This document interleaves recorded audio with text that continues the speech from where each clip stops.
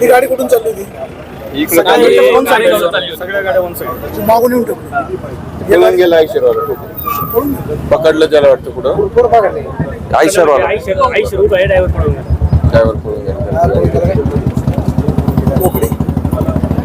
हॉस्पिटलला हा 6-7 जण गेलेत म्हणजे जास्त लागलंय का?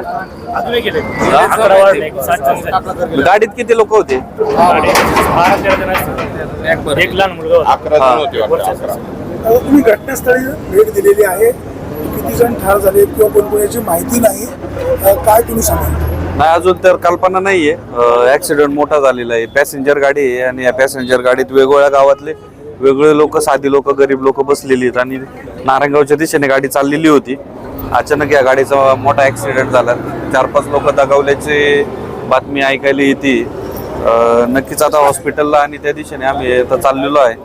परंतु या तालुक्यात वारंवार ऍक्सिडेंटच्या घटना घडतायत. रोडचे काही ट्रॅफिक खूप रोडवर आहे, आळेफाटा नारायणगाव रोडला तर आहेच आहे, परंतु बाकीच्या पण रोडला खूप मोठं ट्रॅफिक आहे.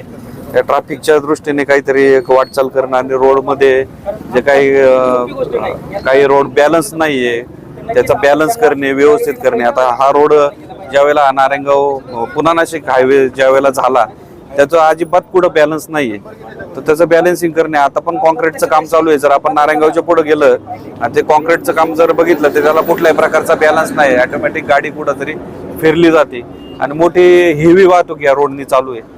जे काय ऍक्सिडेंट झालाय खरं तर ही दुर्दैवी घटना आज तालुक्यात घडली. मी हॉस्पिटलला आता त्यांना भेटायला चाललेलोच आहे.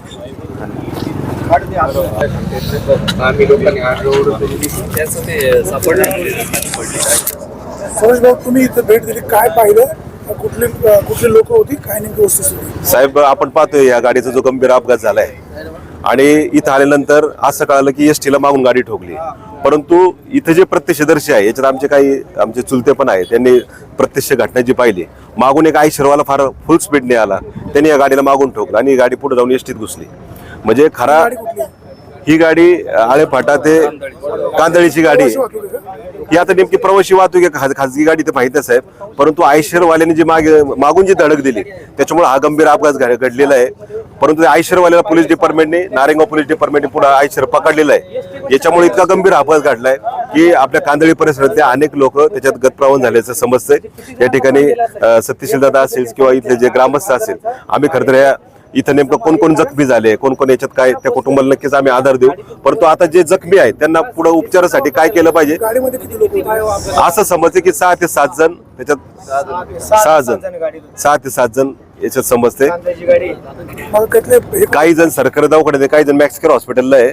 आता साहेब जे गंभीर जखमी आपण त्यांना उपचारासाठी पहिले प्रयत्न केले पाहिजे.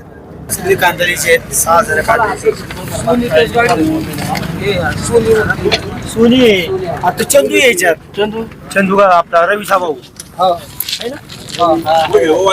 हा चला.